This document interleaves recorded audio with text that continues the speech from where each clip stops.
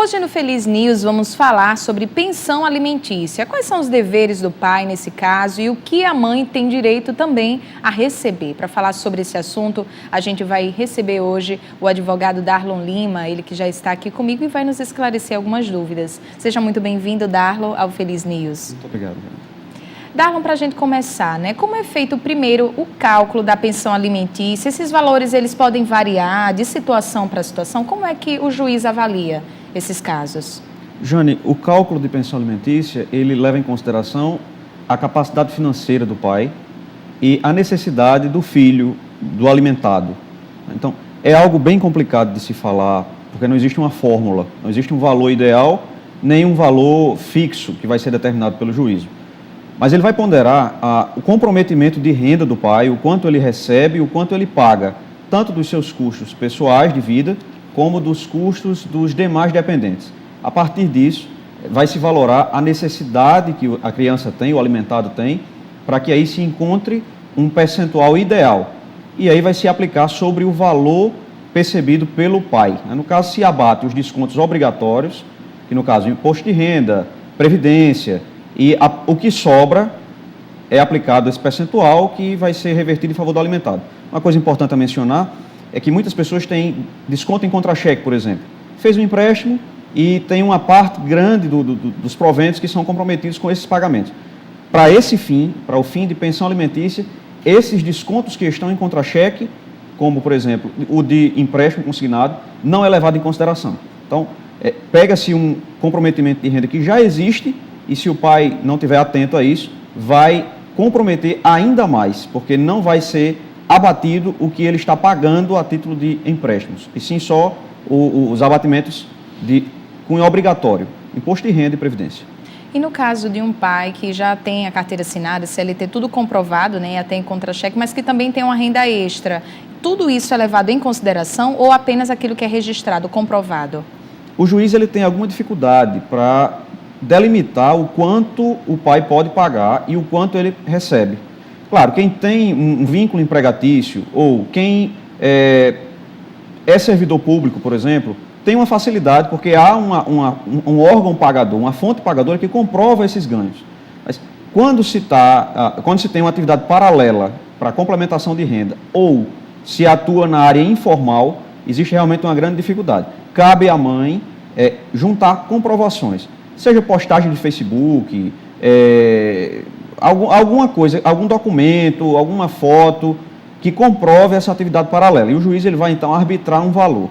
Se isso não for possível, vai se aplicar um percentual sobre o valor do salário mínimo vigente.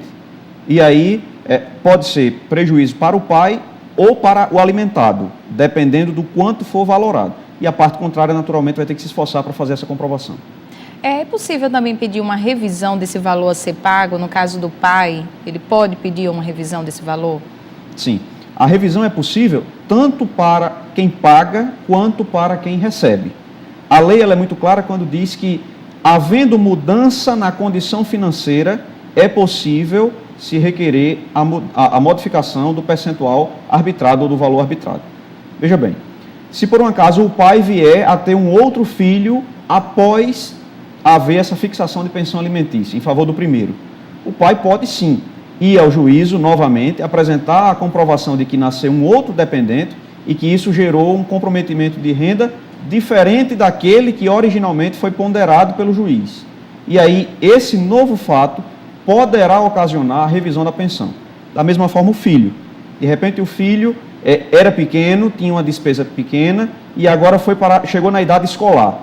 A mãe matriculou no colégio, tem as despesas de transporte, de alimentação, de fardamento, material do colégio, e isso gerou um acréscimo nesse custo.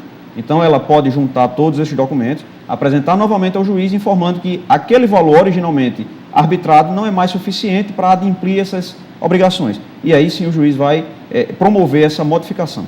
Darlon, e até quando, né, esse valor ele deve ser pago? O pai ele vai ter realmente esse compromisso, né, de assumir a pensão alimentícia?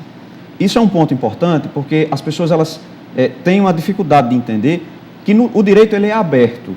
Não existe uma obrigatoriedade de valores ou de percentuais. Tudo vai depender do que for comprovado. tanto quanto a necessidade, tanto quanto a possibilidade de pagamento. Até quando? A lei ela não fixa isso. A lei, pelo contrário, o Código Civil ele diz que os alimentos eles são devidos entre parentes ascendentes e descendentes. Ou seja, eu posso pedir pensão ao meu avô e o meu avô pode pedir pensão para mim. Eu posso pagar a pensão para o meu pai e o meu pai pode pagar a pensão para o meu avô. Então não existe isso. Então a idade ela está aberta, depende unicamente da necessidade de quem está recebendo. Agora, em situações normais, existe um entendimento do tribunal que até 24 anos para aquela pessoa que está se profissionalizando, está fazendo um curso universitário, ainda está se inserindo no mercado, mas o juiz ele precisa ponderar dentro dos critérios de razoabilidade, de forma a não prolongar excessivamente a prestação alimentar, porque o filho precisa entender que ele é o responsável pela própria mantença, a partir de um determinado momento na vida. Não dá para imaginar um pai pagar pensão ao filho até 30, 40 anos, né? A menos que ele tenha alguma doença, alguma coisa que o impossibilite de trabalhar. Mas existem esses critérios que precisam ser ponderados. Ok. O Senado, Darlon, divulgou recentemente que a Lei número 11.804/08 beneficia aqueles que não estão amparados pelo casamento, desde que haja fortes indícios de paternidade, né? E que os custos devem ser divididos por entre as partes na proporção de cada situação. Como é que isso vai funcionar na prática? O dever de manter o filho, ele é recíproco aos pais. Então, hoje, o padrão familiar, o entendimento jurídico a respeito desses parâmetros estão cada dia mais evoluídos. Então, a tendência é que isso se amplie, né? Então, aquele conceito do filho fora do casamento, que não era resguardado pela lei, isso está ficando cada dia mais distante. E a lei está abraçando os filhos de igual modo. O pai e a mãe têm a mesma obrigação. Eles precisam sustentar o filho em proporções iguais.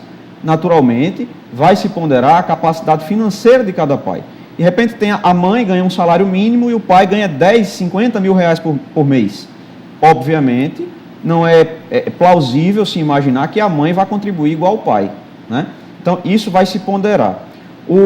A questão do filho fora do casamento, o casamento é uma instituição que é protegida pela lei, por ser a célula mãe da sociedade, né?